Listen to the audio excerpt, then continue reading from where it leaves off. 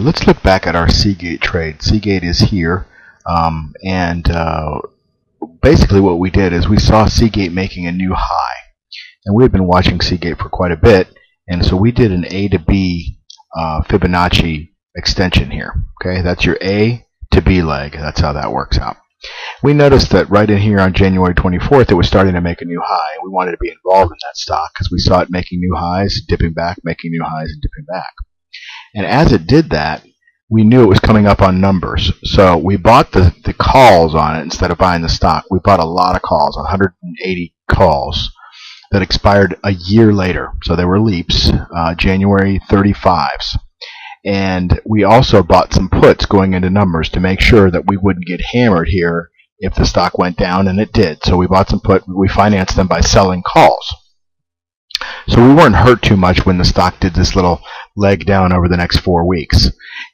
But it did this leg down over some fairly light volume. You can see this is below average volume here, below average volume here, below average volume here, and even when it made its low, it hit January 2nd support, and it was below average volume, which means to us that things look like they're going to bounce.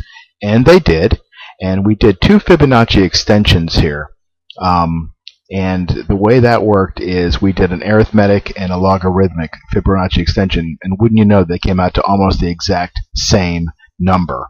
This is a target, and this here, if you can see it, is a target.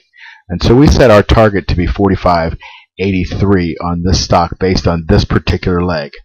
And while it didn't happen according to our time frame, it sure did try. We had an uptrending market, and this thing just kind of chugged along. What ended up happening is it hit it here around July, the middle of July 12th, 11th, 13th, something like that, 14th, whatever, somewhere in this area. And we decided we were probably pushing our luck since now we were not making these new highs on high volume. And so we decided to sell our position out here, and we told silver members if they were following this position to get out, start scaling out however you wanted to do it.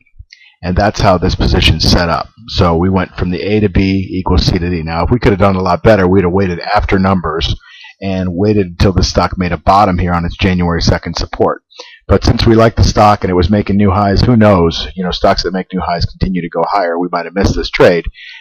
We could have done a lot better had we just waited. Now, we ended up doing a lot of different things in this 4 weeks. We ended up buying back our puts after they made money, and buying back our calls, and then selling our puts, profiting, and then taking that money and putting more into this position. But we're not going to get into that. This is basically, on average, 180 contracts, which is equivalent to 18,000 shares of Seagate, that we rode essentially from I don't know, from around in here. I'm not going to say we got this because we sold some, and I'm not going to say we got it down here because we didn't pick the bottom.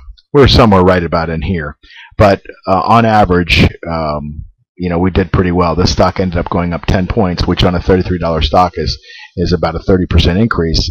And we would have been happy with that, but we decided to supercharge by doing the options and making sure that if things turned around, we were ready to get out of that position. So that's how we did that.